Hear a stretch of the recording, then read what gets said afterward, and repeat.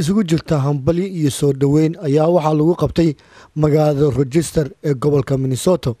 xafladaas oo lagu taageerayo laguna soo dhaweynayay madaxweynaha cusub ee dowladda federaalka ee Soomaaliya Dr. Xasan Sheikh Maxamuud xafladaas ayaa waxaa soo qabanqaabiyay Soomaalida ku nool magaalada Rochester iyadoo xafladaas ahayd xaflad si aad loo soo abaabulay iyadoo halkaasi dad aad u fara badan ay ka khudbeeyeen oo isugu jira dad ajnabi iyo dad Soomaaliya dhammaan dadka halka ka khudbeeyay ayaa waxay hambali bogaada u direen madaxweynaha cusub ee dalka Soomaaliya sidoo kale halkaasi waxa uu cadara ka muujiyay fanaaniinta reer Rochester oo halkaasi heesa aad u fara badan iyo riwaayad matalaysa dhibaatadii dalka ku jiray iyo hadda dawladda dhalatay sida dibka uga saari doonto wuxuu ka duwan yahay madaxweynayaashii hore ku meel gaarka ahaa laba arrimood buu ugu duwan yahay ta koowaad oo ah in lagu doortay hooygii Soomaaliyeed hooyadii Soomaaliyeed xaruntii Soomaaliya ee Muqdisho in dadkiina fursad helay dibadda u soo baxay wixii aad kasbateen oo ugu horreysay aqoontiina xoolihiina iyo maarta kartidiina aad waddanka dib ugu celisiin waxaan leenahay madaxweynuhu ha noqdo kii dalkiisa ku hogaamiya cadaaladda waa mahadsantihiin mar kalena waxaan leenahay Soomaaliya ha midowdo ha noolaato ha israac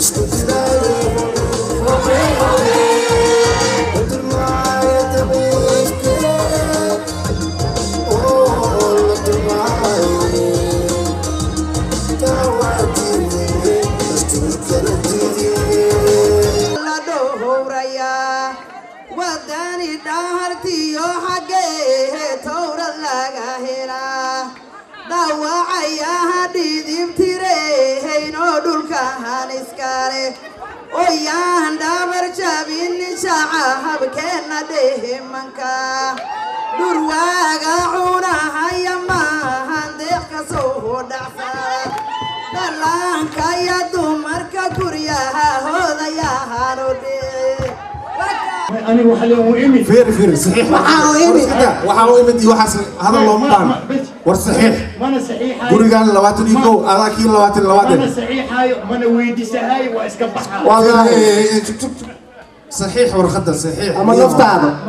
سك هذه مصلحة هذه مصلحة أما نفط هذا أما صحيح iyadoo fanaaniintaasi ay soo bandhigeen heesa aad u fara badan Zakariya Aadan Universal TV North America